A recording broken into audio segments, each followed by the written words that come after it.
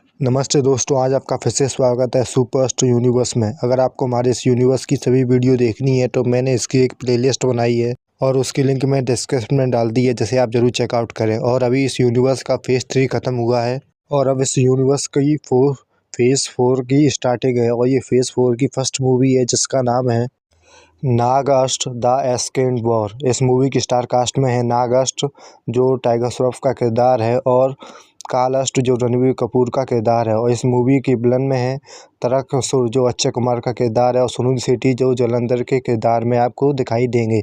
और ये कहानी अब स्टार्ट होती है जब धरती के नीचे नागलोक में एक प्राचीन शक्ति जाग रही थी।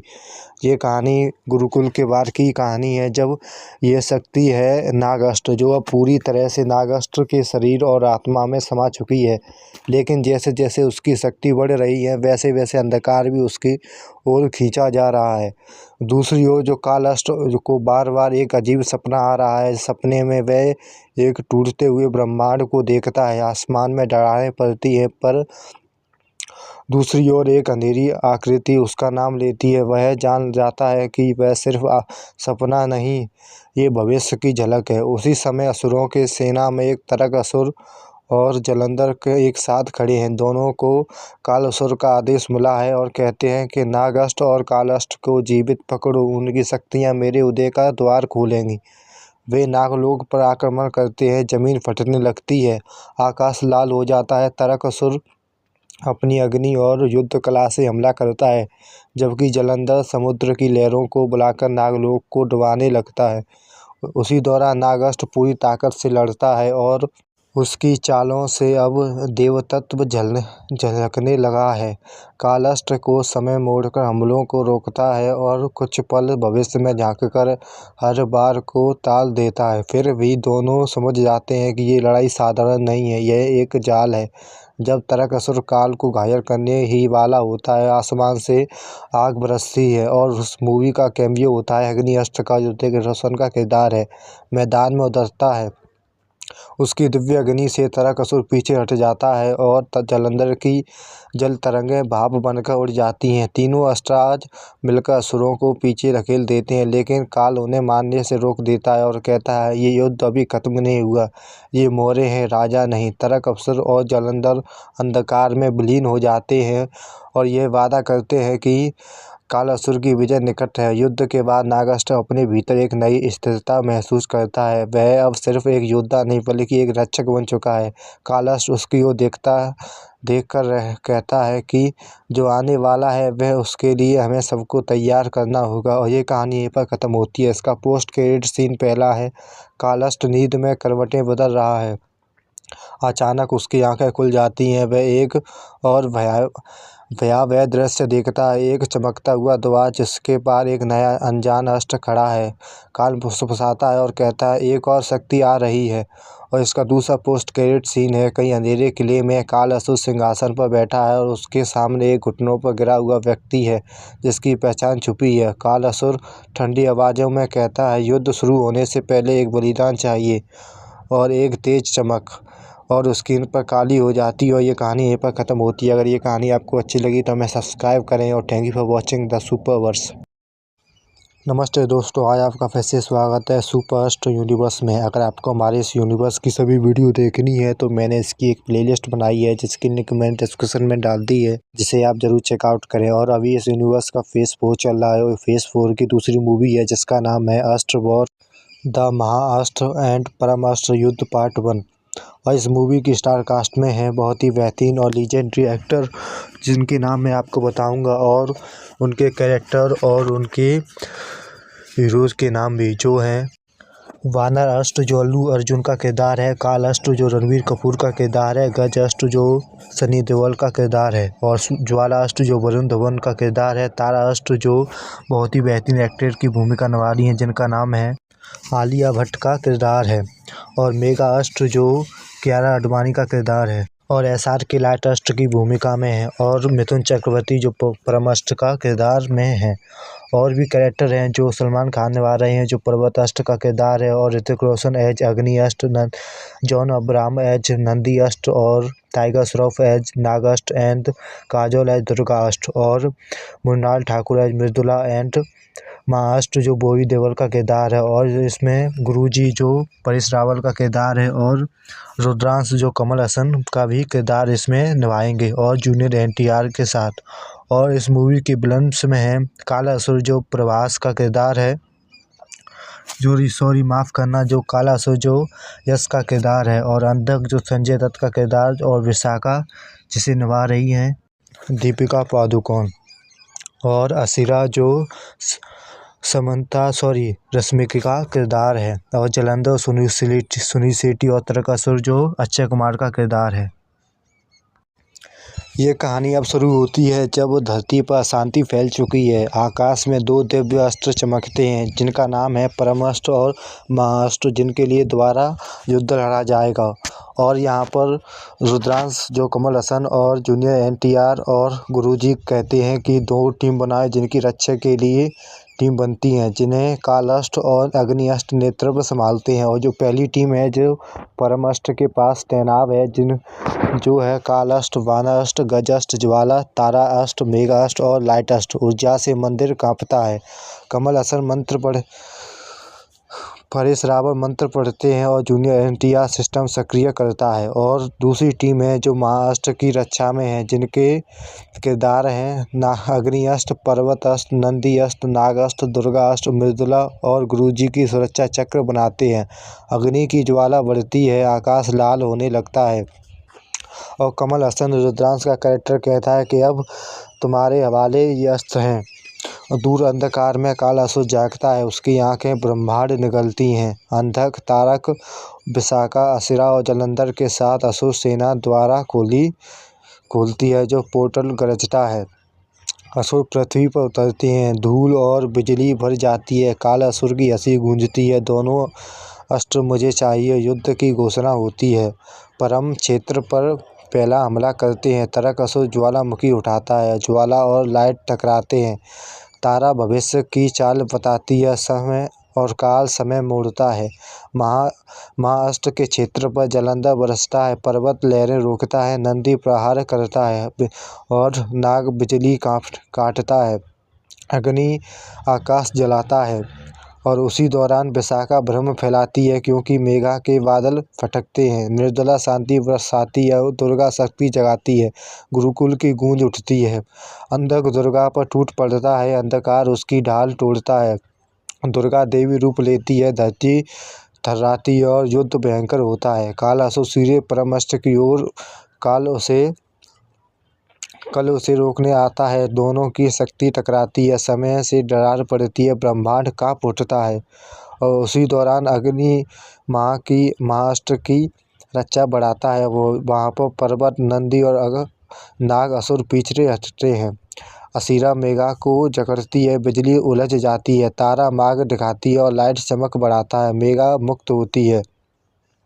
विशाखा मृदुला पर हमला करती है, कोरोना से अंधकार पिघलता है। दुर्गा फिर आगे बढ़ती है, अंधक क्रोध में ही टकराव तेज होता है। तारक ज्वाला से बढ़ता है, अग्नि बनाम रक्त युद्ध, गज धरती हिलाता है और उसी दौरान वानर फुर्ती दिखाता है। काला असुर महाअस्त्र की ओर बढ़ता है, अग्नि उसे रोकता है, 2 महाशक्तियाँ टकराती हैं, आकाश फटने लगता है और गुरु मंत्र पढ़ते हैं। अंधक दुर्गा को घेरता है, अंधकार देवी पर भारी, और दुर्गा आखिरी शक्ति लगाती है, रोशनी फूटती है पर वह गिर पड़ती है। दुर्गास्त्र शहीद होती है, पूरी टीम स्तंभ हो जाती है। मृदुला रोती है, अंधक हंसता है और काला असुर की ओर बढ़ता है।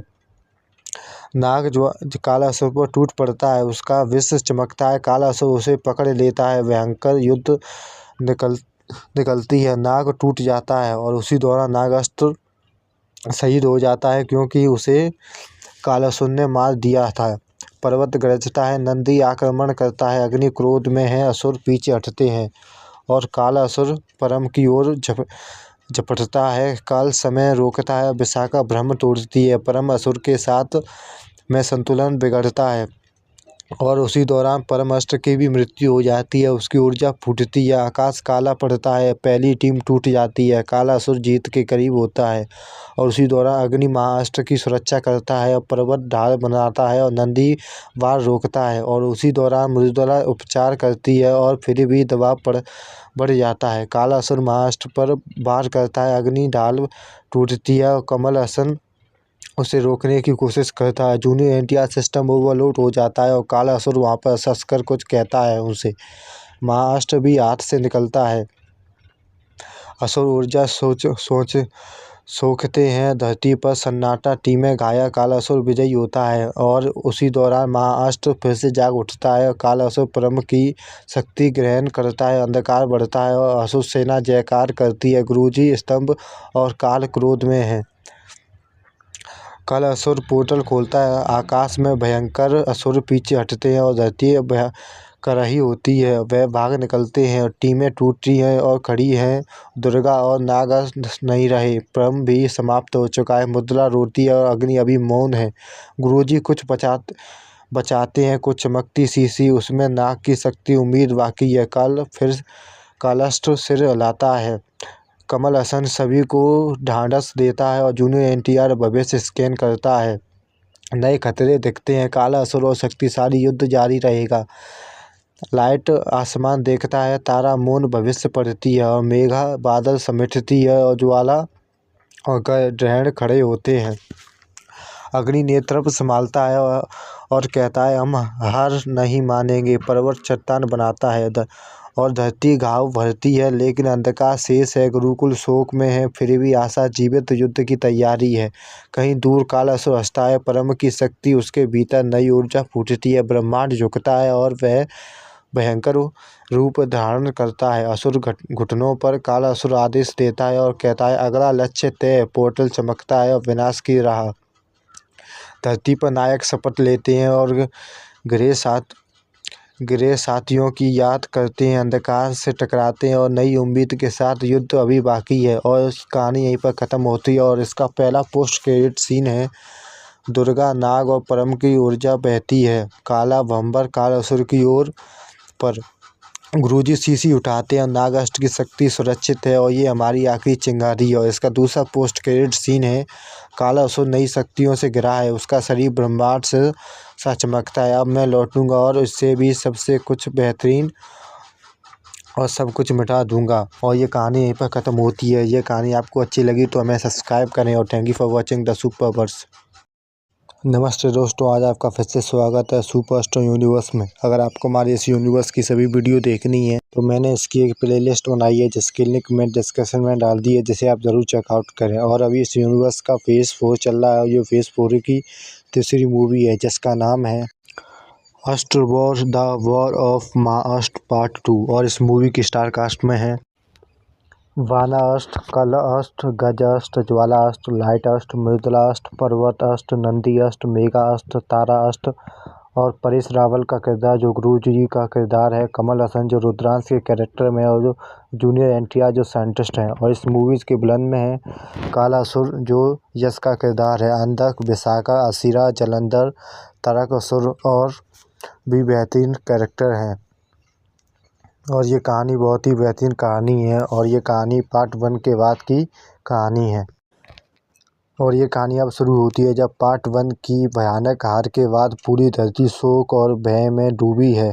दुर्गा अस्त्र, नाग अस्त्र के बलिदान ने सभी अस्त्रराज को अंदर से तोड़ दिया है, लेकिन उसी दर्द ने उन्हें और मजबूत भी बना दिया है। काल अस्त्र जानता है कि अब पीछे हटना संभव नहीं। अंतरिक्ष में कालासुर जो परमास्त्र और महाअस्त्र की शक्ति से खुद को देवता से भी ऊपर समझने लगता है और उन्हें पता नहीं कि महाअस्त्र अभी भी अस्त्र के पास है। उसके शरीर से ब्रह्मांडीय ऊर्जा निकल रही है और वह अंधक, विशाखा, असीरा, जलंधर और तारकासुर को अंतिम युद्ध के लिए तैयार करता है।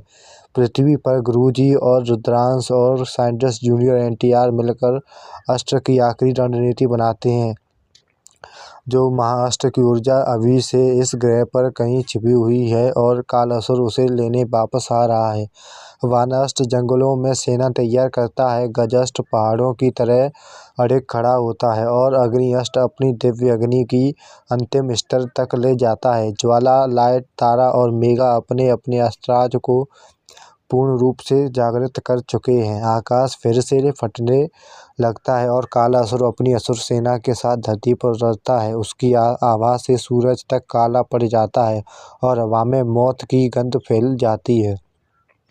कालाष्ट समय को मोड़कर अस्त्र को युद्ध के लिए सही स्थिति में लाता है। पर्वत अष्ट पृथ्वी की ढाल बन जाता है और नंदी अष्ट युद्ध घोषण के साथ सीधा तरक असुर पर टूट पड़ता है और अग्नि अष्ट ज्वाला अष्ट की आग से पूरा मैदान जल उठता है। तबकि जब लाइट अष्ट अपनी दिव्य रोशनी से कालासुर की काली ऊर्जा को काटने लगता है। मेघा अष्ट आसमान से बिजली गिराती है, असुरों की सेना को तोड़ देती है। विशाखा अपनी माया से अस्त्र की भ्रमित करने की कोशिश करती है, लेकिन तारा भविष्य देखकर हर जाल तोड़ देती है। मृदुला अपने घायलों को भरती हुई टीम में एकजुट रखती है। असरा अपनी छाया शक्ति से पर्वत को गिराने की कोशिश करती है, लेकिन गजअष्ट अपनी विशाल बल से उसे कुचल देता है। जलंधर समुद्र की लहरें से हमला करता है और अग्नि उसकी लहरों पर भाप बना देता है। कालासुर स्वयं युद्ध में उतरता है और महाअष्ट की ऊर्जा से अस्त्र को पीछे ढकने लगता है और उसके हर बार पहाड़ तोड़ सकते हैं, लेकिन अस्त्र पीछे हटने की तैयार नहीं। नंदी और वानर मिलकर तारकासुर को गंभीर रूप से घायल कर देते हैं। उसी क्षण कालाष्ट समय रोककर विशाखा के पास पहुंचता है और उसकी माया को पूरी तरह नष्ट कर देता है। विशाखा की शक्ति टूटते ही हमेशा के लिए समाप्त हो जाती है। असरा कालासुर को बचाने दौड़ती है, लेकिन मृदुला अस्त्र की जो शुद्ध ऊर्जा से जकड़ देती है। लाइट अष्ट की रोशनी असरा को भस्म कर देती है और उसकी अंधेरी शक्ति खत्म हो जाती है। कालासुर और भी क्रोधित हो जाता है। वह परमाष्ट और दुर्गाष्ट की चोरी की गई शक्ति से एक विशालकाय रूप धारण करता है और पूरी तरह धरती को निगलने लगता है। सभी अस्त्र अपनी अंतिम ऊर्जा इकट्ठा करते हैं। अग्नि, ज्वाला, लाइट, मेघा और तारा की शक्तियों के साथ एक मिलती है और कालासुर पर टूट पड़ते हैं। कालासुर समय के भीतर प्रवेश कर कालासुर की शक्ति के मूल देख लेता है और वहीं प्रहार करता है। पर्वत और गज अपनी पूरी ताकत से उसे जकड़ लेते हैं। एक भयानक विस्फोट होता है और कालासुर की शरीर टूटने लगता है। उसकी चीखें पूरे ब्रह्मांड में गूंजती हैं और अतः वह नष्ट हो जाता है। लेकिन उसकी मौत के साथ उसकी सारी शक्तियाँ अंदर के भीतर समा जाती हैं। विशाखा, असुरा, परमाष्ट, दुर्गाष्ट और कालासुर की ऊर्जा जब अंधक में चली जाती है। अंधक अब पहले से कहीं ज़्यादा भयानक बन चुका है। वह अंधकार में खड़ा होकर मुस्कुराता है और कहता है कि असली युद्ध अब शुरू होगा। अस्त्र जीत चुके हैं, लेकिन उनकी जीत अधूरी है। वे जानते हैं कि अंधक अब सबसे बड़ा खतरा बन चुका है और उसका बड़ा कोई शत्रु नहीं होगा। कालासुर आकाश की ओर देखता है और कहता है, हमने कालासुर को हराया, लेकिन अब हमें अंधकार के देवता से लड़ना होगा। पूरी अस्त्र टीम युद्ध के लिए तैयार खड़ी होती है और ये कहानी यहीं पर ख़त्म होती है। और इसका पोस्ट क्रेडिट सीन है। गुरुजी एक गुप्त कक्ष में प्रवेश करते हैं। उनके हाथ में वह बोतल है जिसमें नागास्त्र की शक्ति कैद है। वह सामने खड़े एक रहस्यमयी व्यक्ति को देखते हैं और कहते हैं, अब यह शक्ति तुम्हारी है। धरती को बचाने के लिए बोतल चमकती है और एक नया नागास्त्र जन्म लेता है। और ये कहानी यहीं पर ख़त्म होती है। अगर ये कहानी आपको अच्छी लगी तो हमें सब्सक्राइब करें और thank you for watching the Superverse. नमस्ते दोस्तों, आज आपका फिर से स्वागत है सुपरस्टार यूनिवर्स में। अगर आपको हमारे इस यूनिवर्स की सभी वीडियो देखनी है तो मैंने इसकी एक प्लेलिस्ट बनाई है, जिसकी लिंक मैंने डिस्क्रिप्शन में डाल दी है, जिसे आप जरूर चेकआउट करें। और अभी इस यूनिवर्स का फेज 4 चल रहा है और ये फेज 4 की 4th मूवी है, जिसका नाम है द लस्ट टू द फोर्टून रिचर्स। और इस मूवी की स्टार कास्ट में है विजय थालापति एज जलस्ट, मेगा अष्ट जो कियारा आडवाणी का किरदार है, और इस मूवी के विलन में है जलंधर सुनील शेट्टी का किरदार निभा रहे हैं, और महारानी जो कटरीना कैफ का किरदार है, और कैरी मिनाटी जो सपोर्टिंग कास्ट में भूमिका निभाएंगे। अब ये कहानी शुरू होती है जब पार्ट 1 के बाद जलस्टर अब सिर्फ समुद्र का रक्षक नहीं रहा बल्कि पूरी पृथ्वी के ऊर्जा संतुलन का एक अहम स्तंभ बन चुका है। दूसरी ओर मेगास्टर जो गुरुकुल से निकलकर वैज्ञानिक शोध में शामिल हो चुकी है, जहां वह प्रकाश और ऊर्जा के नए रूप फोटॉन एनर्जी पर काम कर रही है। यह रिसर्च भविष्य में अस्त्र को कई गुना शक्तिशाली बना सकती है। इस रिसर्च का नेतृत्व एक युवा वैज्ञानिक कर रहा है जिसे सभी प्यार से कैरी कहते हैं। वह जूनियर एनटीआर की पुरानी लैब में काम कर रहा है, जहां फोटॉन एनर्जी को अस्त्र की शक्ति के साथ जोड़ने का प्रयोग चल रहा है। जलस्टर को बुलाया जाता है क्योंकि उसका जल तत्व इस ऊर्जा की स्थिर करने में मदद कर सकता है, लेकिन समुद्र की गहराइयों में बैठा जलंधर यह सब महसूस कर चुका है। उसे पता है कि अगर फोटॉन रिसर्च सफल हो गया तो अस्त्र को हराना नामुमकिन हो जाएगा। वह अपनी पुरानी साथी महारानी को साथ लेकर इस प्रोजेक्ट को ख़त्म करने का फैसला करता है। एक रात अचानक समुद्र में भयानक तूफान उठता है। जल की विशाल लहरें शहर की ओर बढ़ने लगती हैं। जलस्टर तुरंत मैदान में उतरता है और समुद्र को शांत करने की कोशिश करता है, लेकिन उसे एहसास होता है कि यह प्राकृतिक तूफान नहीं बल्कि जलंधर की शक्ति है। उसी समय महारानी गुप्त रूप से लैब में घुस जाती है। वह कैरी को भ्रमित करके फोटॉन रिएक्टर के पास पहुंच जाती है और सिस्टम को हैक करने लगती है। मेगास्टर बिजली गिराकर लैब को सुरक्षित करने की कोशिश करती है। जलस्टर समुद्र से निकलकर सीधे लैब पहुंचता है। वहां उसका सामना महारानी से होता है, जबकि दूसरी ओर जलंधर समुद्र की शक्ति से शहर को दबाने की धमकी देता है।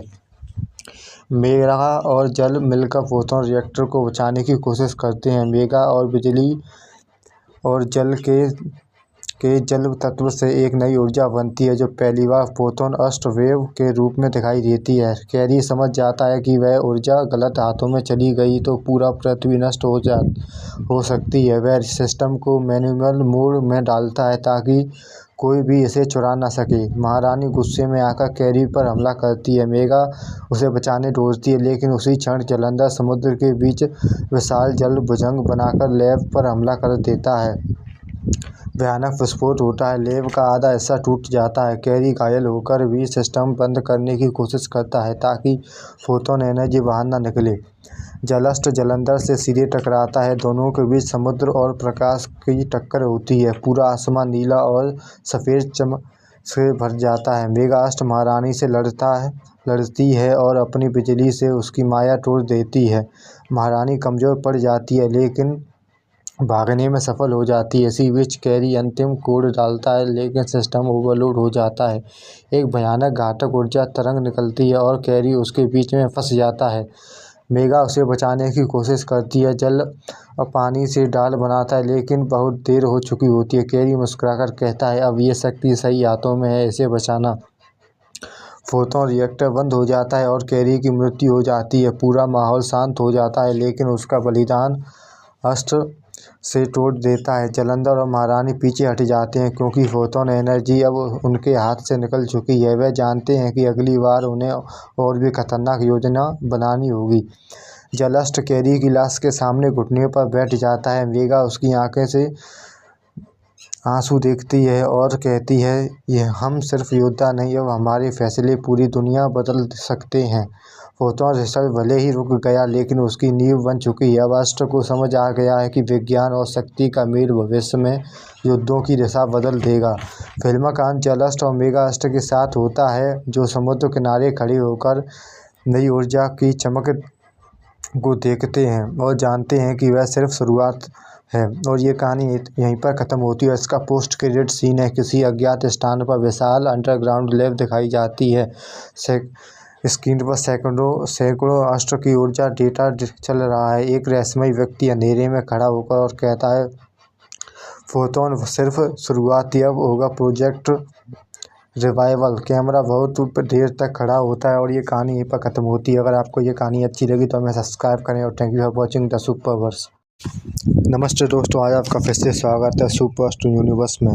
अगर आपको हमारे इस यूनिवर्स की सभी वीडियो देखनी है तो मैंने इसकी एक प्लेलिस्ट बनाई है जिसकी लिंक मैंने डिस्क्रिप्शन में डाल दी है, जिसे आप जरूर चेकआउट करें। और अभी इस यूनिवर्स का फेज 4 चल रहा है और ये फेज 4 में एक वेब सीरीज है जिसका नाम है अस्ट क्रॉनिकल्स वॉल्यूम 1। इस वेब सीरीज के स्टार कास्ट में है तारा अस्ट, मेगा अस्ट और मृदुला अस्ट और जूनियर एनटीआर एज साइंटिस्ट।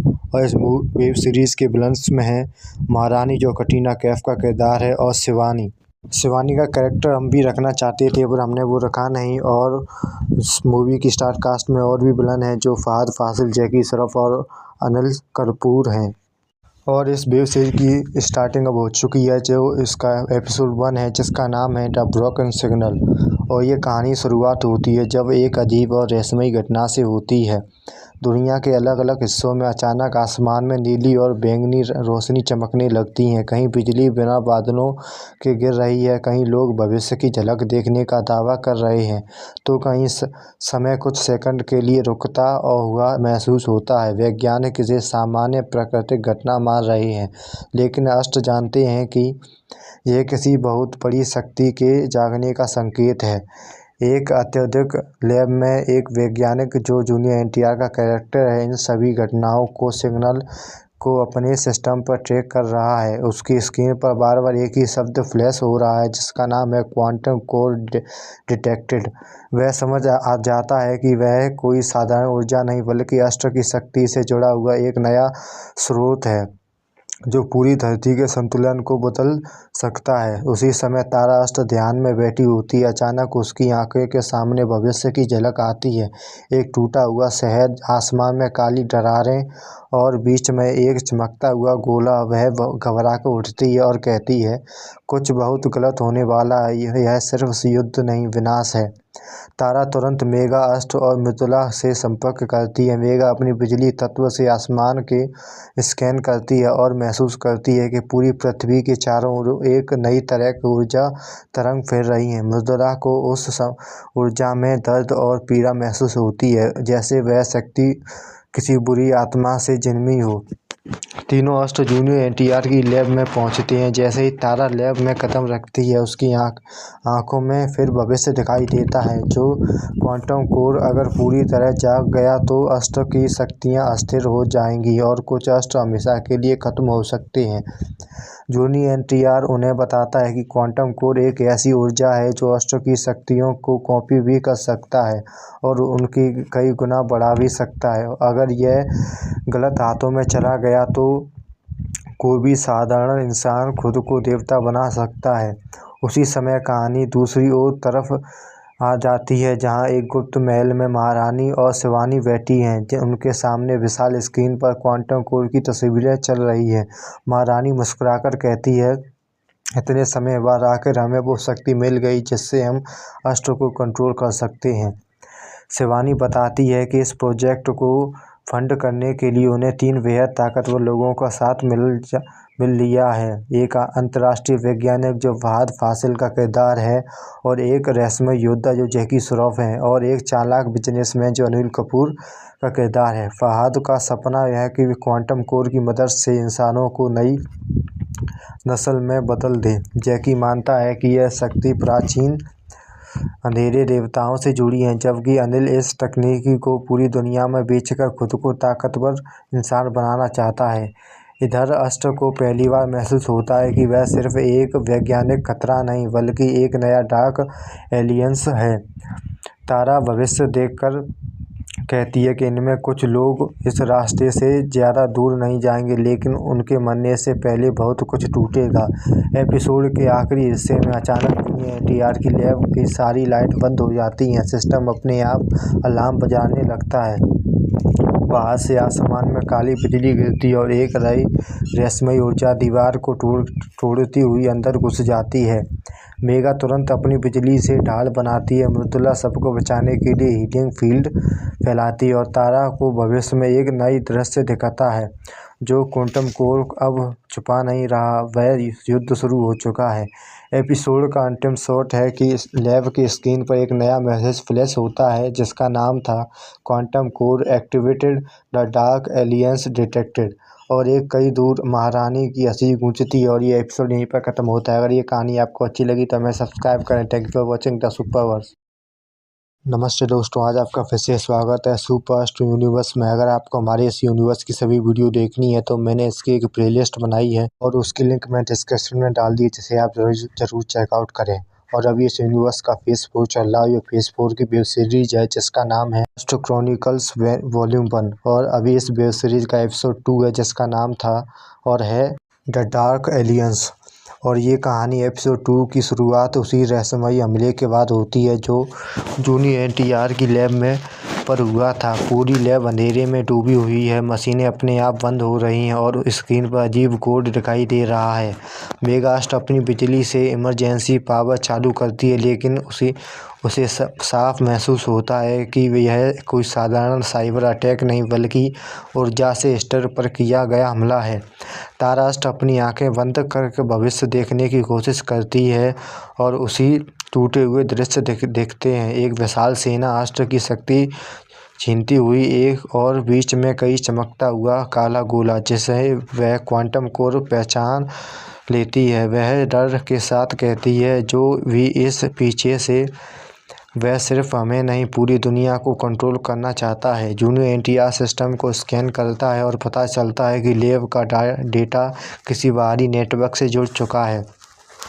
यह नेटवर्क बहुत उन्नत है और जैसे किसी बड़े संगठन से खास और तौर पर अस्त्र को ट्रैक करने के लिए बनाया हो। कहानी अब दूसरी तरफ जाती है, जहां एक विशाल अंडरग्राउंड हॉल दिखाया जाता है, जहां एक गोल टेबल की चारों ओर 5 लोग बैठे हैं। महारानी, शिवानी और फहाद, जैकी और अनिल का किरदार। यह वही लोग हैं जो खुद को डार्क एलियंस कहते हैं। महारानी बोलती है, जब तक हमने अस्त्र को केवल लड़ते हुए देखा था, अब हम उनकी शक्तियों को इस्तेमाल करेंगे। फहाद बताता है कि क्वांटम कोड एक ऐसी तकनीकी जो अस्त्र की ऊर्जा को कॉपी करके किसी भी इंसान के शरीर में डाल सकते हैं। जैकी हंसते हुए कहता है, मतलब अब देवता बनने के लिए जन्म नहीं, मशीन चाहिए। और उसी दौरान अनिल कपूर इस पूरी योजना को व्यापार की तरह देखता है और कहता है, अगर ये तकनीकी मेरे हाथ में रही तो दुनिया की हर सरकार मेरी गुलाम बनेगी। शिवानी उन्हें चेतावनी देती है कि यह शक्ति खतरनाक है और इसका संतुलन बिगड़ा तो डार्क एलियंस भी नष्ट हो सकता है। लेकिन महारानी को इसका कोई डर नहीं होता। वह कहती है कि बलिदान हर क्रांति में होते हैं।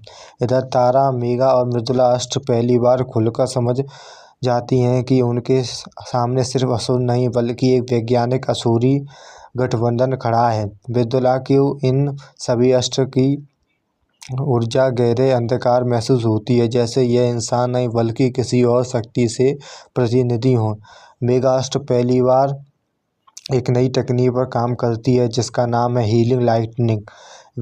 यह ऐसी बिजली जो नुकसान पहुंचने की बजाय अस्त्र को ऊर्जा को स्थिर की सुरक्षित कर सकती है। जूनियर एनटीआर इस तकनीकी को रिकॉर्ड करता है और कहता है कि अस्त्र को शक्ति पहली बार बिना युद्ध के ट्रांसफ़र किया जा सकता है। उसी समय तारा भविष्य की एक भयानक दृश्य देखती है, जो डार्क एलियंस में 3 लोग मरते हुए, लेकिन उनके मरने के पहले पूरी दुनिया की व्यवस्था हिल जाती है। वह घबराकर कहती है, ये लोग खुद अपनी कब्र खोद रहे हैं, लेकिन हमें भी बहुत कुछ खोना पड़ेगा। एपिसोड के अंतिम हिस्से में डार्क एलियंस अपना पहली बड़ी कदम उठाती है। फहाद चुपके से क्वांटम कोर को एक सीक्रेट लोकेशन पर ट्रांसफ़र कर देता है। यह लोकेशन इतनी सुरक्षित होती है कि कोई भी सैटेलाइट या अस्त्र शक्ति उसे ट्रैक नहीं कर पाती। महारानी मुस्कुराती है और कहती है, अब खेल शुरू होता है, इस बार नियम हम बनाएंगे। इधर जूनियर एनटीआर की स्क्रीन पर अचानक एक कोड रेड अलर्ट फ्लैश होता है और जो कहता है कि क्वांटम कोर लोकेशन लॉस्ट। तारास्ट भविष्य में एक ही शब्द दिखाई देता है, द फॉल बिगन्स। और ये एपिसोड यहीं पर ख़त्म होता है। अगर ये कहानी आपको अच्छी लगी तो हमें सब्सक्राइब करें। Thank you for watching the Superverse. नमस्ते दोस्तों, आज आपका फिर से स्वागत है सुपर यूनिवर्स में। अगर आपको हमारे इस यूनिवर्स की सभी वीडियो देखनी है तो मैंने इसकी एक प्लेलिस्ट बनाई है जिसकी लिंक मैंने डिस्क्रिप्शन में डाल दी है, जिसे आप ज़रूर चेकआउट करें। और अभी इस यूनिवर्स का फेज 4 चल रहा है और ये फेज 4 की वेब सीरीज़ है जिसका नाम है एस्ट्रो क्रॉनिकल्स वॉल्यूम 1। और ये इस वेब सीरीज़ का एपिसोड नंबर 3 है जिसका नाम है the fall of dark aliens. और ये एपिसोड 3 की शुरुआत होती है जब जूनियर एनटीआर को पता चलता है कि क्वांटम कोर अब पूरी तरह एक्टिवेट हो चुका है और उससे दुनिया भर में ऊर्जा असंतुलित शुरू हो गया है। सैटेलाइट डेटा दिखाता है कि कई शहरों में लोग अजीब तरह की शक्ति महसूस कर रहे हैं। ताराष्ट्र को भविष्य में एक डरावनी झलक दिखती है जो 3 लोग डार्क एलियंस से मरते हुए, लेकिन उनकी मौत किसी आम इंसान की तरह नहीं होती बल्कि ऊर्जा विस्फोट में बदल जाती है। बुद्धलास्ट महसूस करती है कि क्वांटम कोर अब इंसानों के शरीर में सहन नहीं कर पा रहा। इधर डार्क एलियंस की बेस में फहाद फासिल का किरदार खुद पर क्वांटम कोर की टेस्टिंग करता है और कुछ समय के बाद वह सुपर ह्यूमन ताकत मिल जाती है। वह खुद को अजय समझने लगता है और महारानी को ही चुनौती देता है कि अब अस्त्र से उसे नहीं रोक सकते। फहाद अपनी नई शक्ति दिखाने के लिए शहर में निकलता है और लोगों को बचाने के लिए अस्त्र से टकराता है। मेगा अस्त्र उसकी ऊर्जा को कंट्रोल करने की कोशिश करती है, लेकिन क्वांटम कोर अचानक ओवरलोड हो जाता है। फहाद का शरीर ऊर्जा में सहन नहीं कर पाता, वह सबके सामने भयानक विस्फोट में मारा जाता है। उसकी मौत से पूरे शहर को शॉकवेव फैलती है और सैकड़ों लोग बेहोश हो जाते हैं। यह देखकर जैकी श्रॉफ डर जाता है और अनिल के साथ मिलकर क्वांटम कोर बंद करने की कोशिश करता है, लेकिन महारानी उन्हें रोकती है और वो कहती है कि यह अब पीछे हटना नामुमकिन है। और जैकी और अनिल चोरी छिपे क्वांटम कोर से बाहर निकलने की कोशिश करते हैं, लेकिन शिवानी उन्हें पकड़ लेती है और उसी समय कोर फिर से अस्थिर हो जाता है और एक ऊर्जा विस्फोट होती है।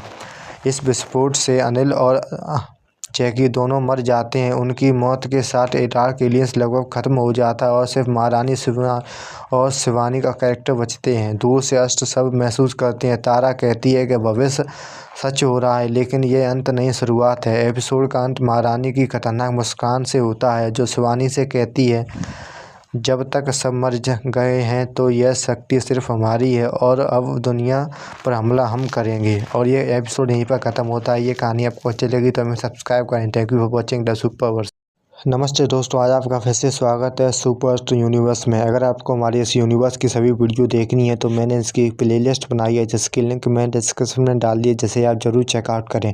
और अभी इस यूनिवर्स का फेज़ 4 चल रहा है। ये फेज़ 4 की वेब सीरीज है जिसका नाम है अष्ट क्रॉनिकल वॉल्यूम 1। और अभी इस वेब सीरीज का एपिसोड 4 है जिसका नाम है द राइज ऑफ महारानी।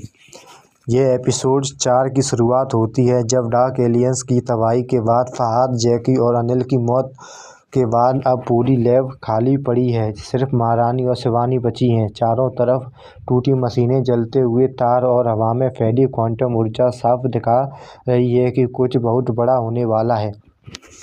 और वहीं जूनियर एनटीआर अपने रिसर्च सेंटर में अस्त्र को बताते हैं कि क्वांटम कोर पूरी तरह नष्ट नहीं हुआ बल्कि उसका एक हिस्सा महारानी के शरीर में समा चुका है।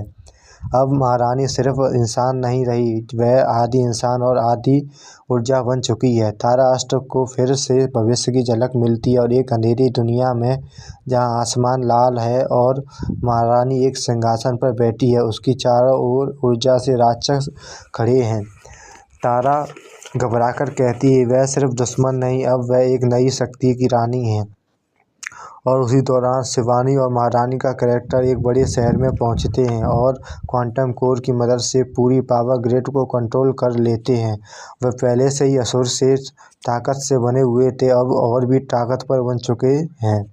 मेगा अस्त्र बादलों से बिजली बुलाकर महारानी को रोकने की कोशिश करती है, लेकिन महारानी पहली बार अपनी नई शक्ति दिखाती है। वह बिजली को अपने शरीर में सोख लेती है और उसे और भी घातक बना देती है। मृदुला महारानी के दिमाग में घुसकर उसकी कमजोरी ढूंढने की कोशिश करती है, लेकिन महारानी का मन अब इंसानी नहीं रहा। वह हंसते हुए कहती है, अब मैं दर्द और मौत से ऊपर हूँ। पहली बार अस्त्र को एहसास होता है कि महारानी से सीधे मुकाबला नहीं कर सकते। यह लड़ाई सिर्फ ताकत की नहीं बल्कि बुद्धि और समय की भी है। लड़ाई के बीच एनटीआर एक चौंकाने वाली बात बताते हैं कि क्वांटम कोर की ऊर्जा धीरे धीरे पूरी धरती की मैग्नेट फील्ड को बदल रही है। अगर महारानी को नहीं रोका गया तो कुछ महीनों में पृथ्वी का अस्थिर हो जाएगी। तारा अस्त्र एक नई रणनीति सुझाती है और कहती है, हमें महारानी को मारना नहीं, हमें उसे उसकी शक्ति से अलग करना होगा। एपिसोड के अंत में महारानी और शिवानी एक गुप्त स्थान पर पहुंचते हैं जहां एक विशाल ऊर्जा द्वार एनर्जी गेट बन रहा है, जहां पर महारानी मुस्कुराकर कहती है, अब मैं सिर्फ धरती नहीं दूसरी आयामों में भी राज करूंगी। और ये एपिसोड यहीं पर ख़त्म होता है। अगर ये कहानी आपको अच्छी लगी तो हमें सब्सक्राइब करें। Thank you for watching super. नमस्ते दोस्तों, आज आपका फिर से स्वागत है सुपर यूनिवर्स में। अगर आपको हमारे इस यूनिवर्स की सभी वीडियो देखनी है तो मैंने इसकी एक प्लेलिस्ट बनाई है और उसकी लिंक मैं डिस्क्रिप्शन में डाल दी है, जिसे आप जरूर चेकआउट करें। और अभी इस यूनिवर्स का फेज 4 चल रहा है और ये फेज 4 की वेब सीरीज है जिसका नाम है अस्ट क्रॉनिकल्स वॉल्यूम 1। और इस वेब सीरीज का ये लास्ट एपिसोड है, एपिसोड नंबर 5, जिसका नाम है द फाइनल क्रॉनिकल्स। और इस एपिसोड की शुरुआत उसी एनर्जी गेट से होती है जो पिछले एपिसोड के अंत में दिखाई गई थी। आसमान काला पड़ चुका है, बादल गोल गोल घूम रहे हैं और धरती के अलग अलग हिस्सों में भूकंप जैसे झटके महसूस होने लगे हैं।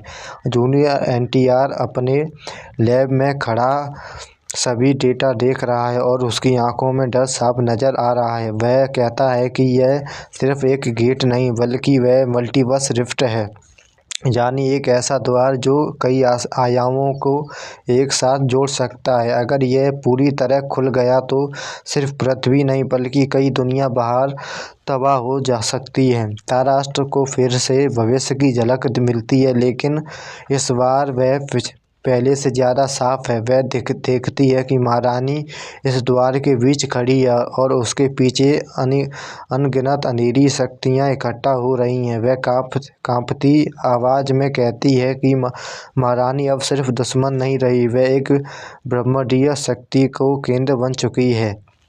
मेगा अष्ट गुस्से में कहती है कि अब लड़ने का समय खत्म हो चुका है, अगर आज नहीं लड़े तो कल कुछ भी नहीं बचेगा। सभी अष्ट आखिरी बार एक साथ आते हैं। मृदुला अष्ट सबके मन को जोड़कर एक मानसिक ढाल बनाती है ताकि महारानी की ऊर्जा उन्हें अंदर से कमज़ोर ना कर सके। और जूनियर एनटीआर अपने आखिरी रिसर्च दिखाता है और एक उपकरण जो क्वांटम कोर की ऊर्जा को उल्टा बहा सकता है, लेकिन इसकी कीमत बहुत भारी होगी। यह मशीन सिर्फ तभी काम करेगी जब कोई अपनी पूरी शक्ति को चेतना उसके समर्पित कर दे। मतलब साफ है, किसी एक अष्ट को अपनी शक्ति हमेशा के लिए खोनी पड़ेगी। जब सभी अष्ट एनर्जी गेट के पास पहुंचते हैं और जो महारानी पहले से वहां मौजूद होती है, उसके चारों ओर हवा में नीली और लाल ऊर्जा घूम रही होती है और जैसे ही खुद को एक चलता फिरता सितारा बन गई है। शिवानी उसके पास खड़ी है, लेकिन उसके चेहरे पर जब भी डर और पछतावा साफ नज़र आता है। महारानी जोर से हंसते हुए कहती है कि इस इंसान हमेशा सोचते हैं कि वह नियति बदल सकते हैं, लेकिन असल में वे सिर्फ उसी रास्ते पर चलते हैं जो उनके लिए पहले से तय होता है। मेगा और तारा अष्ट मिलकर हमला करते हैं, बिजली और समय की ऊर्जा के साथ एक टकराती है जिससे आसमान फटने जैसा लगता है। मृदुला अष्ट महारानी के मन में घुसने की कोशिश करती है, लेकिन इस बार उसे एक अलग ही सच दिखता है। महारानी कभी राक्षस नहीं थी, वह एक साधारण इंसान थी जिसने शक्ति को गलत तरीके से समझ लिया। इसके सबसे बड़ी कमजोरी लालसा है, खुद को ईश्वर बनाने की इच्छा। जूनियर एनटीआर मशीन को एक्टिवेट करता है, लेकिन तभी महारानी पूरी ताकत से हमला कर देती है। पूरा मैदान ऊर्जा से भर जाता है, धरती फटने लगती है और एनर्जी गेट आधा खुल जाता है। उसकी दूसरी आयाम की परछाई दिखने लगती हैं, अजीब जीव और अंधेरी रोशनी और ऐसी आवाज़ों जो इंसान कानों के लिए नहीं बनी। तभी शिवानी आगे आती है, पहली बार महारानी के सामने खड़ी होकर कहती है कि यह रास्ता विनाश के अलावा कुछ नहीं देगा। महारानी कुछ पल के लिए रुकती है, जैसे ही उसका अंदर का इंसान फिर से जागने लगता है, उसी पल तारा अष्ट चिल्लाती है कि यही मौका है। मृदुला अपनी पूरी शक्ति मशीन में डाल देती है और उसकी आंखें चमकने लगती हैं, उसका शरीर धीरे धीरे ऊर्जा में बदलने लगता है। वह मुस्कुराकर कहती है, अगर एक शक्ति खत्म होकर कई दुनिया बचा सकती हैं तो उसके बेहतर अंत क्या होगा। मशीन एक्टिवेट होते ही क्वांटम कोर की ऊर्जा उल्टी दिशा में बहने लगती है। महारानी उसकी शक्ति से अलग होने लगती है और एनर्जी गेट धीरे धीरे बंद होने लगता है। महारानी देखती है और चीखती है। उसकी ऊर्जा बिखर जाती है, वह सामान्य इंसान की तरह ज़मीन पर गिर जाती है। चेतना मशीन में पूरी तरह विलीन हो जाती है। उसका शरीर रोशनी बनकर आसमान में फैल जाता है और फिर गायब हो जाती है शिवानी के साथ। वह सब कुछ शांति से देख रहे हैं। आसमान साफ होने लगता है, भूकंप रुक जाता है और दुनिया धीरे धीरे सामान्य होने लगती है। जूनियर एनटीआर टूटे हुए स्वर में कहता है कि मुद्रा अस्त्र की शक्ति अब ब्रह्मांड की संतुलन ऊर्जा बन चुकी है। वह कहीं नहीं गई, बस हर जगह फैल गई है। एपिसोड का अंत एक भावुक सीन से होता है जहां सभी अस्त्र एक ऊंची पहाड़ी पर खड़े होकर उगते सूरज को देखते हैं। मेगा अस्त्र कहती है कि वह सिर्फ एक युद्ध का अंत नहीं बल्कि एक नई शुरुआत है। तारा अस्त्र महसूस करती है कि भविष्य अब भी अनिश्चित है, लेकिन इस बार इसमें उम्मीद ज़्यादा है और अंधकार कम। आखिरी शॉट में कैमरा ऊपर से आता है, सितारों के बीच एक हल्की सी रोशनी दिखती है, जैसे ही कोई अदृश्य शक्ति अभी भी उन्हें देख रही है। जूनियर एनटीआर का आवाज़ होता है कि अस्त्र क्रॉनिकल ख़त्म हुआ और ये कहानी यहीं पर ख़त्म होती है। अगर ये कहानी आपको अच्छी लगी तो हमें सब्सक्राइब करें और thank you for watching the Superverse. नमस्ते दोस्तों, आज आपका फिर से स्वागत है सुपर यूनिवर्स में। अगर आपको हमारी इस यूनिवर्स की सभी वीडियो देखनी है तो मैंने इसकी एक प्लेलिस्ट बनाई है जिसकी लिंक मैंने डिस्क्रिप्शन में डाल दी है, जिसे आप जरूर चेकआउट करें। और अभी इस यूनिवर्स का फेज़ 4 चल रहा है, जो फेज़ 4 की 5th मूवी है जिसका नाम है तारा अस्त्र एंड द गजस्ट। इस मूवी की स्टार कास्ट में है आलिया भट्ट एज तारा अस्त्र एंड सनी देओल एज गजस्ट। और इस मूवीज़ की विलन में है अक्षय कुमार एज तारकासुर और सपोर्टिंग कास्ट में है जूनियर एनटीआर एज साइंटिस्ट। ये कहानी महायुद्ध के बाद के साथ शुरुआत होती है, जब धरती के एक प्राचीन हिमालय क्षेत्र में अजीब ऊर्जा तरंगें महसूस होने लगती हैं। जूनियर एनटीआर साइंटिस्ट अपनी लैब में पता लगाता है कि ये तरंगें किसी देवी अस्त्र से नहीं बल्कि एक राक्षसी शक्ति से आ रही है, जिसका नाम था राक्षस शक्ति से आती है जिसका नाम है तारकासुर। तारा अस्त्र को भविष्य की झलक मिलती है, जिसमें वह देखती है कि तारकासुर धरती की ग्रेविटी कोर को तोड़कर पूरे ग्रहण का संतुलन बिगाड़ना चाहता है। वहीं गजस्ट अपनी अपार शक्ति के बावजूद महसूस करता है कि यह युद्ध सिर्फ ताकत से नहीं बल्कि बुद्धि और समय की शक्ति से जीता जाएगा। तीनों मिलकर फैसला करते हैं कि तारकासुर को उसके जागने से पहले ही रोकना होगा। तारकासुर पूरी तरह प्रकट हो जाता है और उसकी दहाड़ से पहाड़ कांपने लगते हैं। वह समय और गुरुत्वाकर्षण को मोड़ने लगता है, जिससे गजस्ट की शक्ति भी कमज़ोर पड़ने लगती है। तारा अस्त्र समय को कुछ सेकंड पीछे घुमाकर हमलों से बचाती है, जबकि जूनियर एनटीआर अपनी बनाई मशीन से तारकासुर को ऊर्जा को ट्रैक करता है। एक भयानक लड़ाई शुरू होती है जिसमें तारकासुर और गजस्ट को जमीन से धंसा देता है और तारा अस्त्र की समय शक्ति को तोड़ने की कोशिश करती हैं। पहली बार दोनों अस्त्र हार के करीब पहुंच जाते हैं। तभी तारा अस्त्र अपनी पूरी शक्ति के एक ही पल में केंद्रित करती है और समय को स्थिर कर देती है। उसी स्थिर क्षण में गजस्ट उठकर अपनी अंतिम दिव्य शक्ति से तारकासुर पर प्रहार करता है। जूनियर एनटीआर मशीन की एक्टिव करता है, जिससे तारकासुर की राक्षसी ऊर्जा खुद उसके अंदर ही कैद हो जाती है। एक जोरदार विस्फोट के साथ तारकासुर पत्थर की मूर्ति में बदल जाता है और खतरा टल जाता है। धरती फिर से संतुलन में आ जाती है और दोनों अस्त्र समझ जाते हैं कि असली शक्ति अकेले में नहीं बल्कि एकजुट होने में है। और ये कहानी यहीं पर ख़त्म होती है। और इसका पोस्ट क्रेडिट सीन है, एक अंधेरी जंगल में बानास्ट और निशोर आमने सामने खड़े हैं। हवा में सिर्फ एक ही संवाद गूंजता है और कहते हैं असली युद्ध तो अब शुरू हुआ है। और ये कहानी यहीं पर ख़त्म होती है। अगर ये कहानी आपको अच्छी लगे तो हमें सब्सक्राइब करें। Thank you for watching the super.